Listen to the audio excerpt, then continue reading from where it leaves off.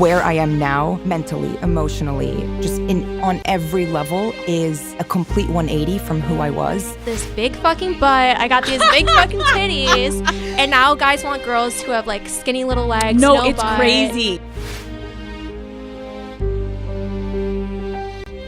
क्या आपने कभी सोचा है कि वो इंडस्ट्री जिसे सबसे ज्यादा लोग देखते हैं उसी के बारे में सबसे कम बात की जाती है। यह इंडस्ट्री करोड़ों लोगों को रोजगार देती है, करोड़ों दर्शकों को मनोरंजन, लेकिन फिर भी समाज में इसे गंदा, छुपा हुआ और शर्मनाक माना जाता है। आज हम बात करेंगे अडल्ट इंडस्ट्री की, उस दुनिया की जिसे समझना आसान नहीं और नजरअंदाज करना मुमकिन नहीं। आइए जानते हैं। अडल्ट इंडस्ट्री वो इंडस्ट्री है जहाँ वयस्कों के लिए बनाई गई सामग्री का निर्माण, वितरण और व्यापार होता है। इसमें pornography, webcam, modelling, strip shows, adult chat और ओनली फैंस जैसे प्लेटफॉर्म शामिल हैं। दुनिया भर में $100 बिलियन से ज्यादा का कारोबार करती है। यह सिर्फ सेक्स की बात नहीं है, ये एक बिजनेस मॉडल है, एक डिजिटल क्रांति है और कई लोगों के लिए जीने का साधन है। लोग सोचते हैं कि इसमें सिर्फ एक्टर्स होते हैं, लेकिन हकीकत यह है कि इसमें director, camera crew, editors, website developers, marketing experts और यहाँ तक कि लॉयर भी होते हैं। कई बार कलाकार अपनी मर्जी से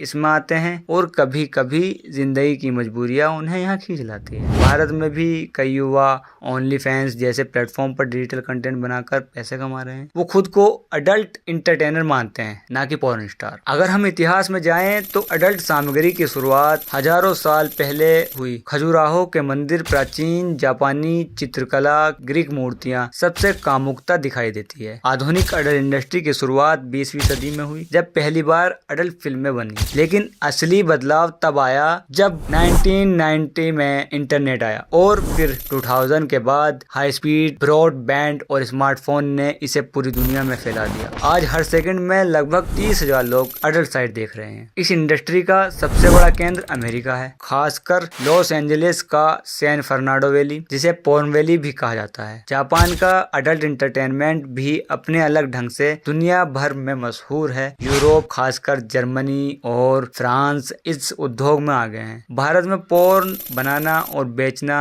अवैध है, लेकिन फिर भी भारत अडल्ट कंटेंट देखने वालों में टॉप 3 कंट्रीज में आता है। यानी खपत ज्यादा, चर्चा कम। यही भारत की स्थिति है। लोग इस इंडस्ट्री में क्यों आते हैं? इसके जवाब सरल नहीं है। कुछ लोग इस इंडस्ट्री को आजादी मानते हैं, अपने शरीर पर नियंत्रण, अपनी पहचान को खुद चुनने का अधिकार। कई लोग इसे एक तेज और आसान कमाई का जरिया मानते हैं। कुछ के लिए यह मजबूरी होती है, गरीबी, बेरोजगारी या पारिवारिक दबाव। दूसरी तरफ दर्शक क्यों देखते हैं? मनोरंजन, उत्सुकता, यौन आकर्षण और कभी भी अकेलेपन से लड़ने का एक तरीका। पोर्न देखने की आदत दुनिया भर में आम है, पर उस पर बात करना आज भी लोगों को मुश्किल लगता है। आजकल अडल्ट इंडस्ट्री का एक बड़ा हिस्सा डिजिटल है, यानी सब कुछ ऑनलाइन। कंटेंट क्रिएटर्स वीडियो बनाते हैं, उन्हें ओनली फैंस, पोर्नहब या खुद की वेबसाइट पर अपलोड करते हैं। दर्शक सब्सक्रिप्शन से या एड व्यूज के जरिए पैसे चुकाते हैं। इससे कलाकारों को रेवेन्यू मिलता है, लेकिन इस इंडस्ट्री के साथ कई चुनौतियां भी हैं। मानसिक स्वास्थ्य पर प्रभाव, जबरदस्ती, मानव तस्करी या नाबालिगों का शोषण, डेटा लीक और गोपनीयता का उल्लंघन, और सबसे बड़ा समाज की नजरों में बदनामी। कई देशों ने कानून बनाए हैं, जैसे अमेरिका में 18+ वेरिफिकेशन, भारत में पोर्न साइट पर बैन और यूरोप में डेटा प्रोटेक्शन नियम। अडल्ट इंडस्ट्री एक सच्चाई है, नजरें फेरने से वो गायब नहीं होगी। यहाँ काम करने वाले लोग भी इंसान हैं, इनके भी सपने, तकलीफें और उम्मीदें हैं। समाज को जरूरत है कि वो